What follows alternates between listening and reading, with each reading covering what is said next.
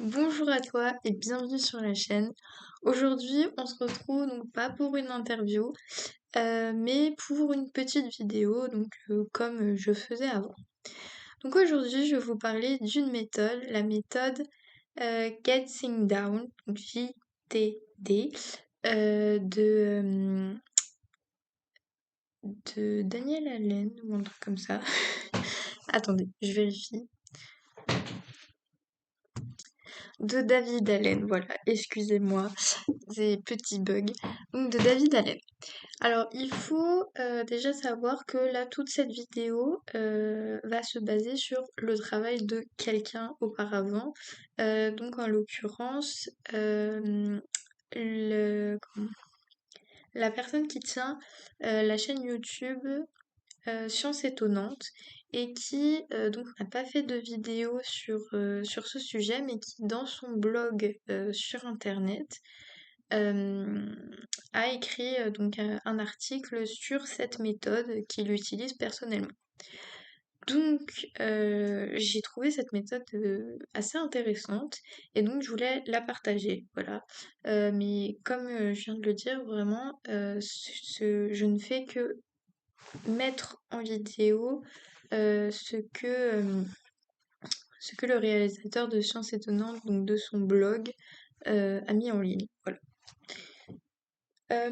Donc, commençons. Déjà, David Allen, donc comme je l'ai dit, parle de la méthode Getting Down, GTD, qui est donc une méthode de productivité. Donc, qu'est-ce qu'on veut dire par là? Eh bien, on veut dire que on va nous permettre de faire les choses plus rapidement. On va pas nous dire vous devez faire ci, vous devez faire ça, enfin, on va pas nous dire vous devez prioriser les choses. C'est, on va plutôt nous dire de faire ces choses, mais en moins de temps. Voilà. Donc la productivité, et non pas la gestion du temps. Donc, ce qu'il va nous expliquer, c'est que en fait, notre cerveau, on l'utilise très mal. Vraiment, le but quand donc, on doit travailler, donc que ça soit pour nos devoirs, pour le travail professionnel, pour n'importe quelle tâche au fond, notre cerveau est sans cesse pollué parce que en fait, on n'atteint pas ce que un psychologue appelait le flow. Donc en gros, c'est quand vous êtes complètement absorbé par la tâche que vous faites et enfin vous allez à une vitesse incroyable, quoi. Donc voilà, et on a beaucoup de mal à l'atteindre parce que au final, en fait, on se concentre pas vraiment totalement sur ce qu'on fait. À chaque fois, on va voir il faut que je fasse ça. Ah bah puis j'ai pas cuisiné. Ah bah puis il faut que j'appelle machin. Et puis j'ai quoi déjà dans 3 jours. Enfin voilà, à chaque fois on est pollué. Et en fait, c'est euh, donc là, c'est encore une fois, je pense, la personne de Science Étonnante, ça doit être un de ces exemples, qui disait que c'était comme si vous preniez donc votre écran d'ordinateur et que vous aviez plein de post-it collés dessus. Voilà. Et vous voyez, à peu près comme si c'était ça. Voilà. Ça c'est votre écran d'ordinateur. Eh ben, vous n'allez pas voir grand-chose et puis vous allez passer un temps fou à faire vos activités. Eh bien, dans votre cerveau, c'est pareil. Vous allez devoir trouver la zone qui n'est pas occupée par vos pensées.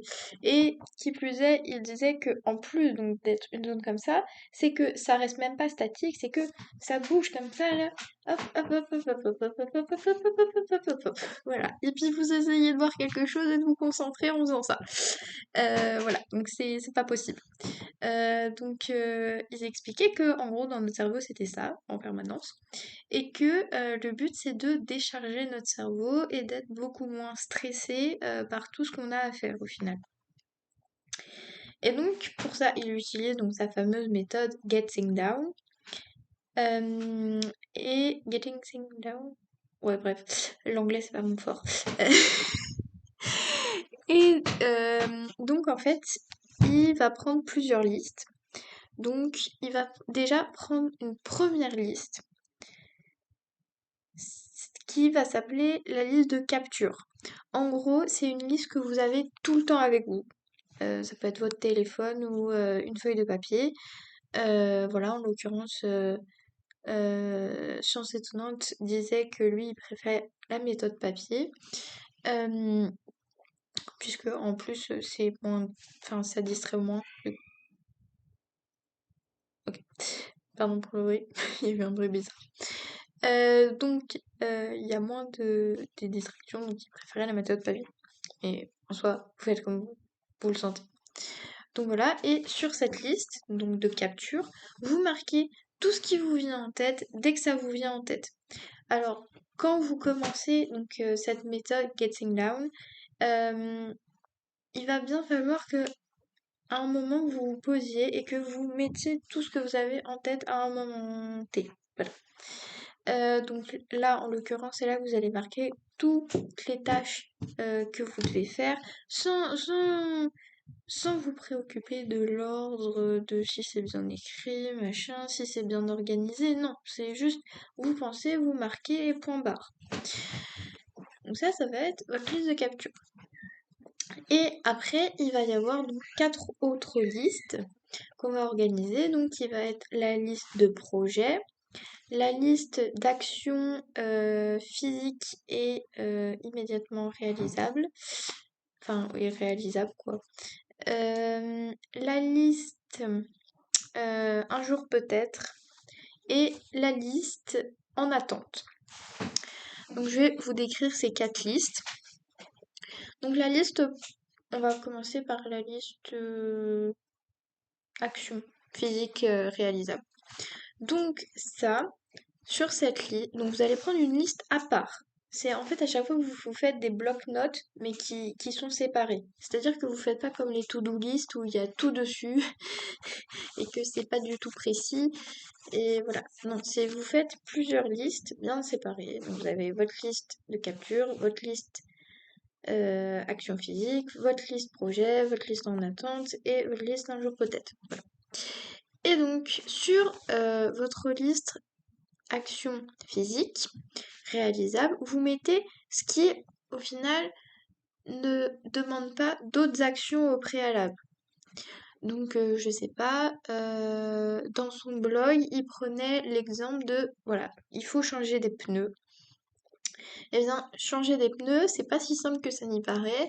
C'est-à-dire que avant de changer vos pneus, il faut que vous choisissiez, enfin, que vous appeliez déjà le garage pour prendre rendez-vous. Ensuite, il faut que vous cherchiez le garage. Il faut que du coup, pour savoir quel garage vous allez prendre, soit que vous demandiez à votre assurance, ou soit que vous demandiez à un ami qui vous conseille tel ou tel garage. Et donc, vous allez avoir au final plein d'actions. Et l'action réalisable dans notre exemple, ça va être donc d'appeler machin pour qu'il nous conseille sur tel garage qui est le meilleur. Voilà. Et bien ça va être une action tout de suite réalisable, ou enfin voilà, qui ne demande pas des autres actions au préalable. Enfin, à la limite, on pourrait dire retrouver le numéro de machin, mais enfin voilà. En gros, ça peut être ça aussi, l'action réalisable, mais enfin voilà, vous avez compris le truc. Quelque chose qui ne demande pas une action préalable. Donc, vous mettez toutes ces actions là-dedans. Ensuite, vous avez donc les actions, la liste, pardon, projet. Donc, dans la liste projet, c'est justement changer les pneus. Et vous allez marquer tous les trucs comme ça, où au final, vous avez besoin d'autres actions à réaliser au préalable. Sauf qu'il faut faire attention parce que dans cette liste projet, c'est uniquement les choses où comment dire? Vous êtes sûr que vous allez les réaliser, que c'est pas de la spéculation à vous dire «Ah, peut-être que je ferai ça, machin».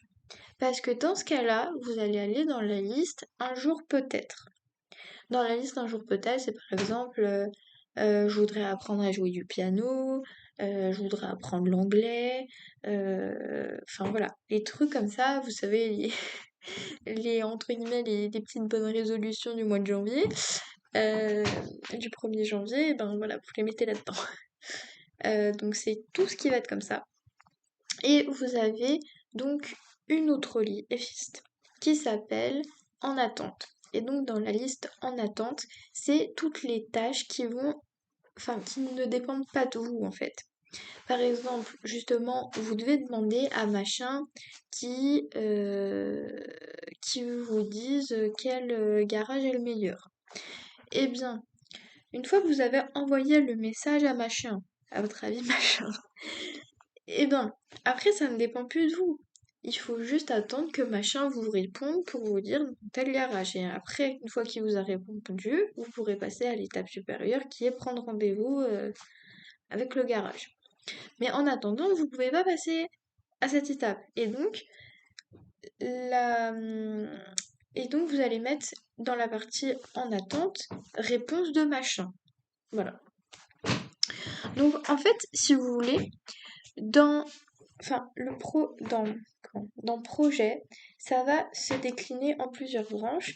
C'est-à-dire que vous allez avoir projet, mais ce qui, avant que ça aille dans projet, ça va être soit dans peut-être, soit dans, enfin un jour peut-être, soit dans en attente, soit dans action réalisable.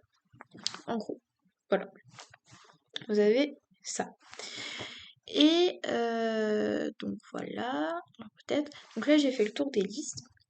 Et enfin, donc, c'est juste une petite aparté donc, sur les mails, parce que là encore, Science Étonnante a fait une aparté sur les mails, donc je retranscris.